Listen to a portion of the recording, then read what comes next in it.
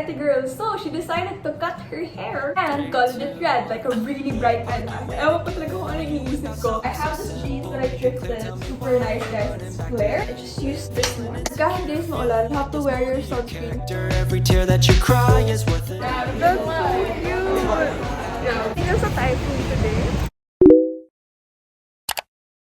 Hi Jotans! Welcome back to another video, and if you're new here, don't forget to subscribe so you can be part of our little Jotan family. If you guys have watched my previous video, you'd know that I went back to school already and our first semester has officially started. Although nag-face-to-face na naman ako ng summer term.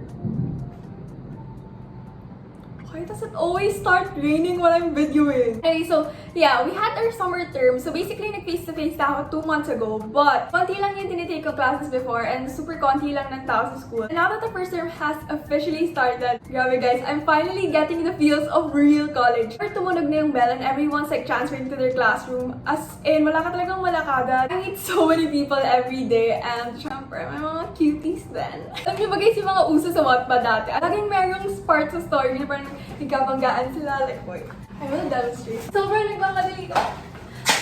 Sorry.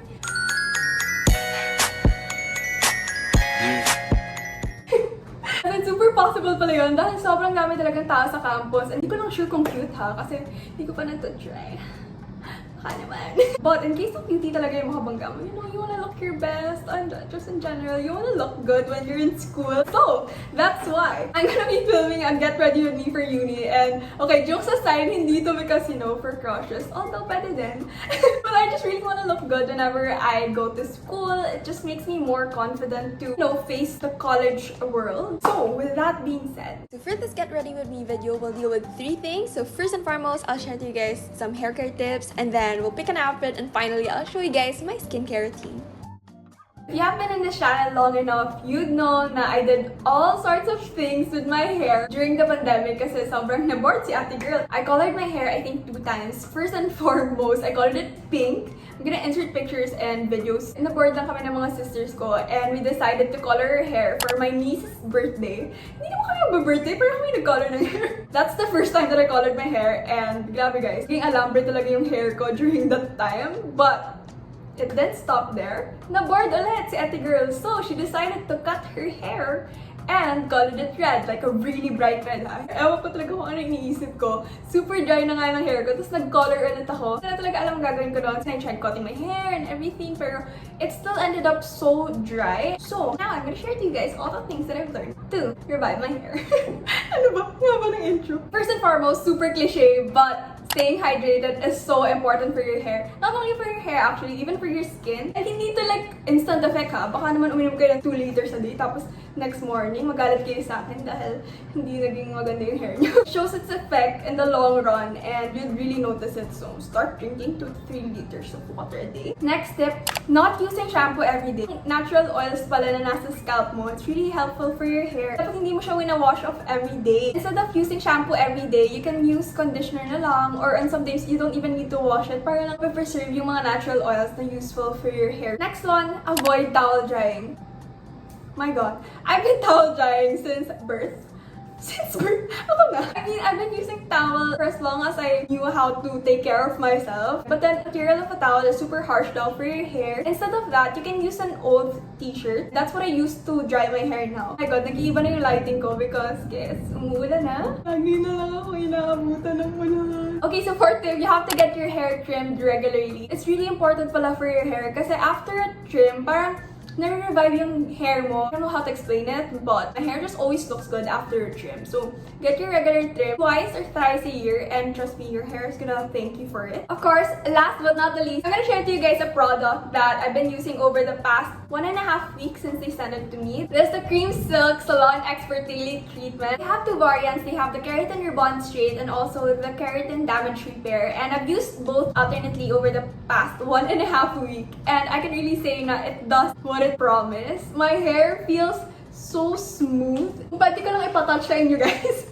Super soft talaga niya. And I can really say na it looks healthier. To think that I've been only using it for less than 2 weeks. Ano pa kaya kung gamitin ko to ng mga 1 month or several months? This will definitely make a huge difference on my hair. So, I wanted to share it to you guys. It's just so nice and convenient to have a daily treatment that you can use course, daily, at home, and it's affordable also. And I plus want to promise, so parang, ano po ba? Ano po gusto niyo sabihin ko?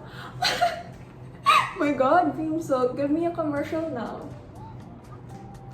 Jokes aside, guys, I hope you guys give it a try, and please do send me a message or like, pakita niyo sa akin kung paano nagbago yung hair niyo. And I'm really excited to see all your hair revival during the hair revival. May word ba na ganun? But yeah, I'm really excited to see how your hair will turn out after using this product. So yeah, see you guys tomorrow. Welcome to my closet! Look at my very clean closet! Aren't you guys proud of me? Look at inside. Wow! Ay, no. Wow! Believe me, ganito talaga yung tsura niya all the time. Hindi ko siya inayos only for this video. Yeah, I'm just gonna wear pants today. I have this jeans that I thrifted and super nice, guys. It's flared. This is like my favorite knit top. I think I've worn this like 10 times during intersessions. Okay, maybe we can go for an off-shoulder top. So, just imagine. Anyways, that's what I'm thinking for my outfit. We'll see later how it looks like. I'm just gonna take a shower and then I'll get back to you guys. A lot of you guys have been asking what I use on my skin. So, I've been wanting to film this video for so long, pero lagi akong nagkakaroon ng pimple kapag iisip kong i-film tong video na to. Tama ba yun? Anyways, so I thought maybe we should just do it and yeah. Oh nga ba? Okay, sige, let's go.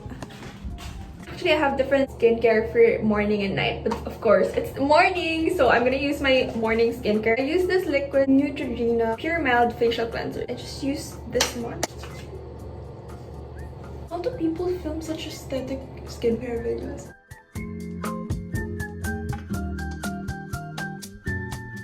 I just remembered, some people commented na you shouldn't wash your face at kitchen sink.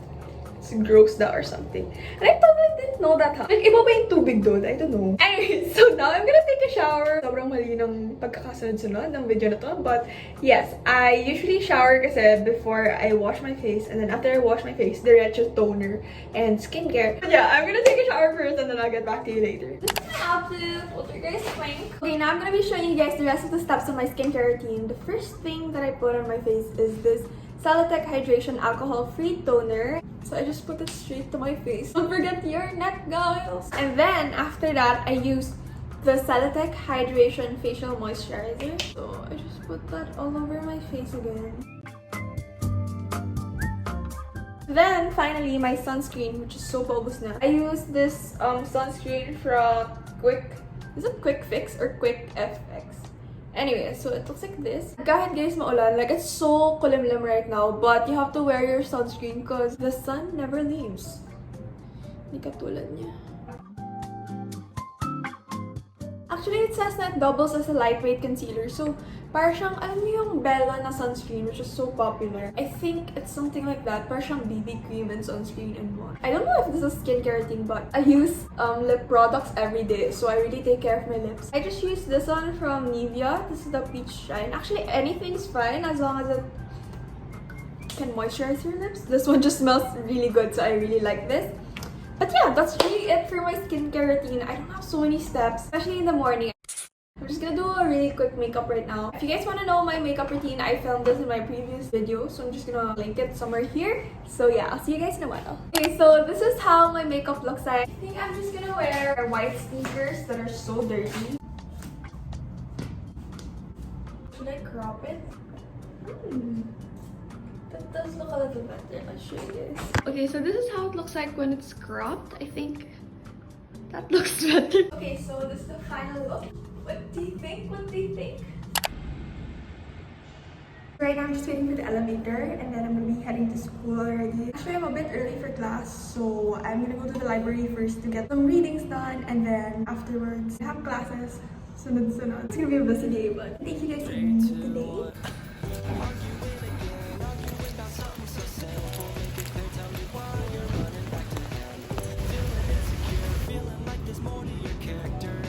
That you cry is worth it in the end. But baby, tell me, how have you not figured it out? Ooh, dry your eyes. The world can always give you reasons. So right now we're at the LS bookstore because we're looking for a book. But You can't find it. So much Ateneo merch. That's nice. That's so cute! Going home early. Classes are cancelled. I think there's a typhoon today. Hello! Oh. My pants are literally soaked. But I just let it be because I couldn't really fold it. And also, I didn't get to show you guys around campus. This day was so stressful, but good thing they canceled my 6 to 8 class. And yeah, I didn't get to eat my lunch. It's 5:30 right now and I haven't eaten lunch. This is so unhealthy. Also brought instant coffee. I was gonna make it in school before my 6 to 8 p.m. class, pero hindi ko na nga siya nagawa. I have here giniling and then I also have rice.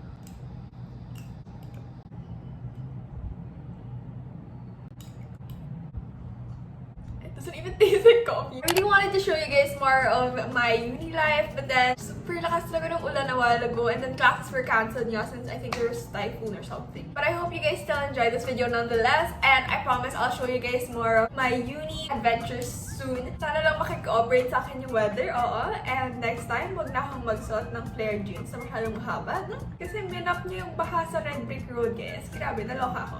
Anyway, so yeah, that is it for this video. See you in my next one. Bye! I still need to recover from another